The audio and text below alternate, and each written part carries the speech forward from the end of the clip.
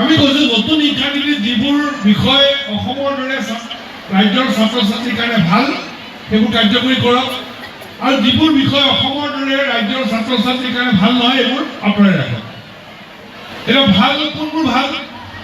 এটা বিষয় ভাল যে আমাৰ মাল্টি ডিচিপ্লিনাৰী কোৰ্চ এতিয়া প্ৰৱৰ্তন হ'ব। তাৰমানে আগতে বিজ্ঞান পঢ়িলে বিজ্ঞানে, কলা পঢ়িলে কলাই, বাণিজ্য পঢ়িলে বাণিজ্য আছিল। এতিয়া নহয়, এতিয়া বিজ্ঞান পঢ়া ল'ৰা ছোৱালীয়েও কলা বাণিজ্য পঢ়িব পাৰিব, কলা বাণিজ্য কৰাসকলে বিজ্ঞান পঢ়িব পাৰিব, সুবিধা দিছে। এইটো আমাৰ অসমৰ দৰে ৰাজ্যৰ ছাত্ৰ ছাত্ৰীৰ কাৰণে ভাল। কিন্তু হ'ল কি, এই বিষয়টো কেনেকৈ বিদ্যালয় পৰ্যায়তে ল'ৰা ছোৱালীক জনাই দিব লাগিব যে তোমালোকে কলেজ যোৱাৰ লগে লগে বিজ্ঞান পঢ়িলেও কলা, কলা পঢ়িলেও বিজ্ঞান, বাণিজ্য পঢ়িব পাৰিবা। এই কথাটো বিদ্যালয় পৰ্যায়তে ল'ৰা ছোৱালীক জনাই দিব লাগিব। আৰু তাৰ কাৰণে প্ৰত্যেকখন বিদ্যালয়ত শৈক্ষিক কোষ কেৰিয়াৰ গাইডেন্স চেল খোলাটো অত্যন্ত প্ৰয়োজনীয়। গতিকে আমি ইয়াৰ পৰা ৰজাঘৰক অনুৰোধ জনাইছোঁ, অসমৰ প্ৰত্যেকখন বিদ্যালয়ত ছাত্ৰ ছাত্ৰীসকলে এই মাল্টি ডিচিপ্লিনাৰী কোৰ্চত কেনেকৈ পঢ়িব লাগে সেই সম্পৰ্কত যাতে শৈক্ষিক কেন্দ্ৰ, শৈক্ষিক কোষ খোলাৰ যাতে ব্যৱস্থা গ্ৰহণ কৰে। এক আনটো বিষয় হ'ল মাতৃভাষা মাধ্যমৰ শিক্ষাত খুব গুৰুত্ব দিছে। নতুন শিক্ষানীতিয়ে কৈছে যে মাতৃভাষা মাধ্যমৰ শিক্ষা ল'ব লাগিব। এইটো অসমৰ কাৰণে অত্যন্ত প্ৰয়োজন, কাৰণ অসমত সদৌখন ছাত্ৰ সন্থা অসমৰ ৰাইজে দীৰ্ঘদিন ধৰি আমাৰ মাতৃভাষা প্ৰতিষ্ঠাৰ কাৰণে সংগ্ৰামণি কৰি আহিছে। ৬০ চনত ভাষাৰ আন্দোলন হ'ল, আমাৰ মাজৰ শ্বহীদ হ'ল। ৭২ চনৰ যিটো আন্দোলন, মাধ্যম আন্দোলন, তেতিয়া ছাত্ৰ সন্থাই কৈছিলে যে উচ্চ শিক্ষা গ্ৰহণ কৰিবলৈ অসমীয়া মাধ্যমত পঢ়িবলৈ সুবিধা দিব লাগে। তেতিয়া আমাৰ গাঁওবিলাকত, অঞ্চলবিলাকত কি আছিল? ৭২ তেতিয়া আমাৰ অঞ্চলত ৫জন ডিগ্ৰী, ৫জন স্নাতক, ৬জন, ১০জন খুব বেছি। যেতিয়া ৭২ চনৰ ছাত্ৰ সন্থাৰ আন্দোলনটো যেতিয়া সফল হ'ল, উচ্চ শিক্ষা গ্ৰহণ কৰিবলৈ যেতিয়া মাতৃভাষাত অসমীয়া মাধ্যমত দিলে, এতিয়া গোটেই অসমত স্নাতক স্তৰত আমাৰ ল'ৰা ছোৱালীয়ে অসমীয়া মাধ্যমত পঢ়িব পৰা হ'ল। ইংৰাজীও পাৰে, কিন্তু অসমীয়া পঢ়িব পৰা হ'ল। ফলত এতিয়া অসমত লাখ লাখ ল'ৰা ছোৱালীয়ে অসমীয়া মাধ্যমত পঢ়ি স্নাতক হ'ব পৰা হ'ল। এইটো ৭২ চনৰ মাধ্যম আন্দোলনৰ ফল। আৰু সেইকাৰণে এই যে আমাৰ আন্দোলন কৰি থকা হৈছে যে মাতৃভাষা মাধ্যমত গুৰুত্ব দিব লাগে, এই গুৰুত্ব দিয়াৰ বিষয়টো নতুন শিক্ষানীতিয়ে কৈছে যে মাতৃভাষা মাধ্যমত সৰ্বাধিক গুৰুত্ব দিব লাগে। মাজতে অসম চৰকাৰে অলপ খেলি মেলি কৰিছিল আমাৰ ইয়াত, আমি মনা নাছিলোঁ। আছো আৰু নিখিল বড়ো ছাত্ৰ সন্থাই কৈছিল নহ'ব এইবিলাক। এতিয়া আকৌ এবাৰ বিদ্যালয় পৰ্যায়ত অসমীয়াৰ লগতে ইংৰাজী তেওঁলোকে কিতাপ ছপাবলৈ ঠিক কৰিছে আৰু মাতৃভাষা মাধ্যমত পঢ়াৰ সিদ্ধান্ত অৱহেত ল'বলৈ বাধ্য হৈছে। এটা কথা বেয়া আছে, সেই বেয়াটো হ'ল মহাবিদ্যালয়বিলাকত অলপ মাতটো অলপ টানি ধৰিছে। মাতটো এটা কথা বেয়া আছে, সেই বেয়াটো হ'ল যে মহাবিদ্যালয়সমূহৰ ৰাজহ সংগ্ৰহ কৰিবলৈ দিছে। মহাবিদ্যালয় কৰ্তৃপক্ষক ৰাজহ সংগ্ৰহ ক'ৰ পৰা কৰিব? মহাবিদ্যালয়বিলাকৰ ৰাজহ সংগ্ৰহ মানে ল'ৰা ছোৱালীৰ পৰা ফিজ ল'ব লাগিব। এই কথাটো অসমৰ দৰে ৰাজ্যৰ কাৰণে বেয়া, এই কথা আঁতৰাই দিব লাগিব। সেইকাৰণে নতুন শিক্ষানীতিত যিবোৰ কথা ভাল আমাৰ ল'ৰা ছোৱালীৰ কাৰণে সেইবোৰ কাৰ্যকৰী কৰিব লাগে, যিবোৰ আমাৰ দৰে ৰাজ্যৰ কাৰণে বেয়া এইবোৰ আঁতৰাই ৰাখিব লাগে। কিন্তু নতুন শিক্ষানীতিৰ কথা ছুটিকে মই কেৱল উত্থাপন কৰিলোঁ। মই কেইটামান কথা জপিয়াই জপিয়াই বুলি যিটো প্ৰত্যেকজন ছাত্ৰ ছাত্ৰী আমি ভাবোঁ, এই আশাবোৰ যাতে পূৰণ হয় তাকে আমি কামনা কৰিছোঁ।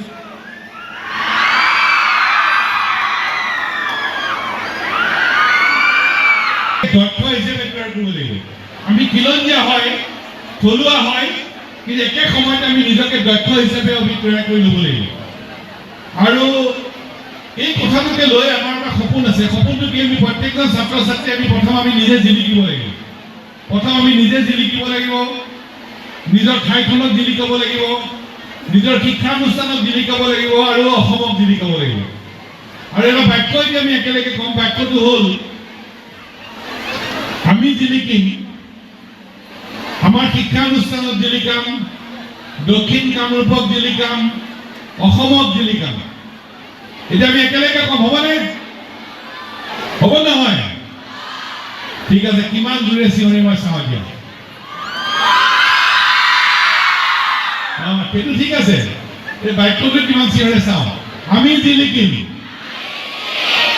নাই জিলিকা। আমি জিলিকিম, অলপ জিলিকিছে আৰু বাকী আছে। আমি জিলিকিম, আমাৰ শিক্ষানুষ্ঠানত দিল্লী কাম, দক্ষিণ কামৰূপত দিল্লী কাম, অসমত দিল্লী কাম। আৰু এবাৰ জোৰকে কম হা, আমি দিল্লী কিম, আমাৰ শিক্ষানুষ্ঠানত দিল্লী কাম, দক্ষিণ কামৰূপত দিল্লী কাম, অসমত দিল্লী কাম। এবাৰ অলপ কম হ'ল, এবাৰ অলপ ছুটিকে কম। এতিয়া আমি দিল্লী কিম, দক্ষিণ কামৰূপত দিল্লী কাম, অসমত দিল্লী কাম। এইফালে চিঞৰাই নাই, এইফালে চিঞৰি আছো। এবাৰ লাষ্ট কম আকৌ, আমি দিল্লী কিম, দক্ষিণ কামৰূপত দিল্লী কাম, অসমত দিল্লী কাম। এই বাক্যটো সকলোকে মনত ৰাখিবলৈ মই অনুৰোধ জনালোঁ। কোটি কোটি আমাৰ দক্ষিণ কামৰূপ ছাত্ৰ সন্থা আৰু অধিৱেশনৰ অভিনন্দন অনুষ্ঠান আয়োজন কৰিছে। অসম ছাত্ৰ সন্থাৰ এটা শৈক্ষিক কাৰ্যসূচীৰ এটা অন্যতম কাৰ্যসূচী এইটো। ছাত্ৰ ছাত্ৰীসকলক প্ৰতিযোগী মন লৈ আগবাঢ়ি যোৱাৰ এটা পৰিৱেশ দিয়া হৈছে। অঞ্চলটোত যাতে শৈক্ষিক বাতাবৰণ সুস্থভাৱে আগুৱাই নিব পাৰি তাৰ প্ৰয়াস কৰা হৈছে। আৰু মূলতঃ আকাশ চুব খোজা আমাৰ ছাত্ৰ ছাত্ৰীসকলক আগুৱাই নিয়াৰ এটা পৰিৱেশ ইয়াত ৰচনা কৰা হৈছে।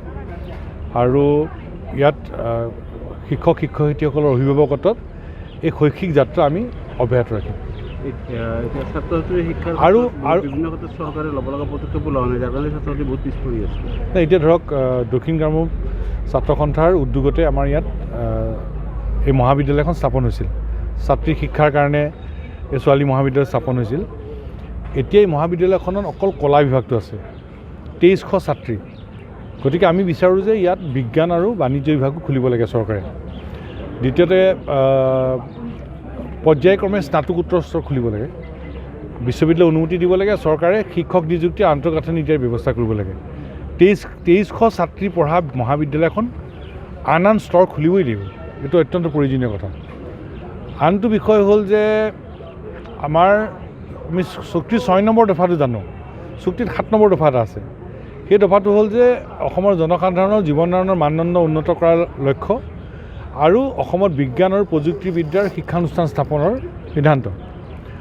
IIT অসমত স্থাপন হৈছে চুক্তিৰ এটা দফা অনুসৰি, কিন্তু চুক্তিৰ 7 নম্বৰ দফা অনুসৰি স্থাপন হৈছে তেজপুৰ কেন্দ্ৰীয় বিশ্ববিদ্যালয় গেছ ক্ৰেকাৰ প্ৰকল্প। এতিয়া আমি বিচাৰি আছিলোঁ IIM আৰু IISER। IIMখন বাৰু চৰকাৰে পাতিম বুলি সিদ্ধান্ত লৈছে মিৰ্জাতে, ভাল কথা। এতিয়া আমি বিচাৰিছোঁ যে আমাৰ অৰ্থনৈতিক ভেটি ভাঙি চুৰমাৰ কৰি পেলোৱা আমাৰ ব্ৰহ্মপুত্ৰৰ উপনৈসমূহৰ ওপৰত পৰিকল্পিত গৱেষণাৰ কাৰণে এটা নদী গৱেষণা কেন্দ্ৰ প্ৰতিষ্ঠান লাগে। ব্ৰহ্মপুত্ৰ উপনদী আৰু নদী গৱেষণা প্ৰতিষ্ঠান, ঔষধি গছেৰে ভৰপূৰ, গতিকে ঔষধি গছৰ এটা গৱেষণা প্ৰতিষ্ঠান। আৰ্টিফিচিয়েল ইণ্টেলিজেন্সৰ ওপৰত কেন্দ্ৰীয় চৰকাৰে চেণ্টাৰ অফ এক্সেলেঞ্চ হিচাপে 5টা চেণ্টাৰ কৰিব বুলি আমি গম পাইছোঁ। এটা চেণ্টাৰ আমি অসমে পাব লাগে, কাৰণ সেই যুগত গৈ আছে এতিয়া। আৰু নতুন নতুন বিজ্ঞান প্ৰযুক্তিবিদ্যাৰ আমি প্ৰতিষ্ঠান স্থাপন কৰাটো বিচাৰিছোঁ। একে সময়তে বান খহনীয়া সমস্যাৰ ৰাষ্ট্ৰীয় সমস্যা হিচাপে সমাধান হ'ব লাগে। কৈ আছে অসমৰ ৰাইজে, আমি কৈ আছোঁ। চৰকাৰে কয় যে ৰাষ্ট্ৰীয় সমস্যা হিচাপে কিয় ঘোষণা কৰিব লাগে। আমি কৈছোঁ যে অসমৰ অৰ্থনৈতিক ভেটি ভাঙি চুৰমাৰ কৰি পেলোৱা বানপানী আৰু গৰাখহনীয়া সমস্যাটোৰ স্থায়ী সমাধান অসমৰ দৰে ৰাজ্যখনে কৰিব নোৱাৰে, সম্পূৰ্ণ দায়িত্ব দিল্লীয়ে ল'ব লাগিব। এই দিল্লীয়ে সম্পূৰ্ণভাৱে দায়িত্ব লোৱাটোকে আমি ৰাষ্ট্ৰীয় সমস্যা বোলোঁ। দিল্লীয়ে কৈ দিলেই হ'ল যে অসমৰ বানপানী গৰাখহনীয়া সমস্যাৰ স্থায়ী সমাধানৰ সম্পূৰ্ণ দায়িত্ব আমাৰ, সেইটোকে ক'লে হ'ল। নামটো তেওঁলোকে যি দিয়ে দিয়ক, আমি কৈছোঁ ৰাষ্ট্ৰীয় সমস্যা। ইয়াত আৰু বিভ্ৰান্তি সৃষ্টি কৰিবলৈ চেষ্টা কৰিব নালাগে।